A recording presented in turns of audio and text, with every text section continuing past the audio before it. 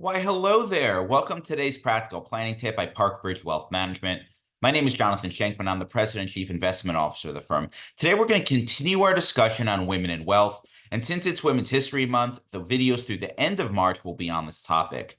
And I've added another pink item of clothing for the occasion. Today, I'm wearing these stylish headphones, and I know people have been shifting to AirPods, but you really can't beat this look.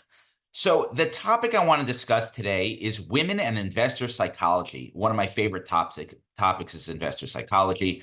The field of behavioral finance analyzes the limits of our self-control and how we're influenced by our biases. This is especially true when it comes to the psychological differences between how men and women approach investing.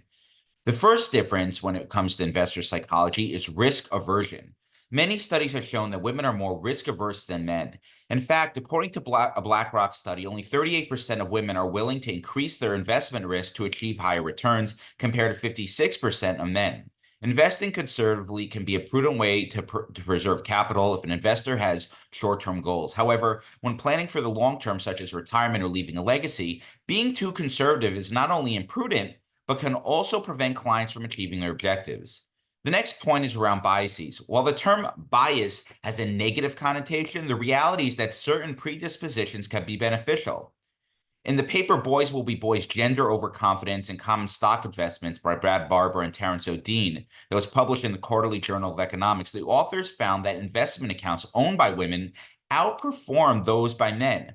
Overconfidence caused men to trade 45% more frequently than women. The combination of trading costs, taxes, and the quest to outperform contributed reducing men's returns by 2.65% annually, as opposed to only 1.72% for women. And here's a financial planning tip to consider. Men's tendency to move things around doesn't only apply to trading, it also applies to staying the course with other investment strategies. The best approach to invest in is a disciplined process that the client will stick with over the long term. Women's discomfort with risk, but tendency to trade less frequently, is in stark contrast to men and requires a different approach.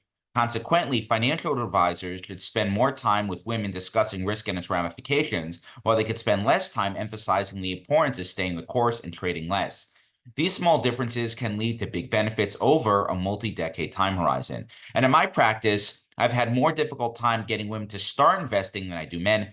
However, once a female client buys into my philosophy and my process, I spend very little time encouraging them to stick with our process and their portfolio. It's much easier for them to ignore the noise. However, with some male clients that I work with, this is an ongoing struggle. I constantly need to remind them to stick with our predetermined process and dissuade them from taking the absurd advice from friends or their brother-in-law. I rarely have these issues with my female clients, which in some respects make them far easier to work with and is what helps them build wealth more consistently over time. And with that, I hope you found this practical planning tip helpful. Until next time, stay prudent and practical, and don't forget to plan ahead.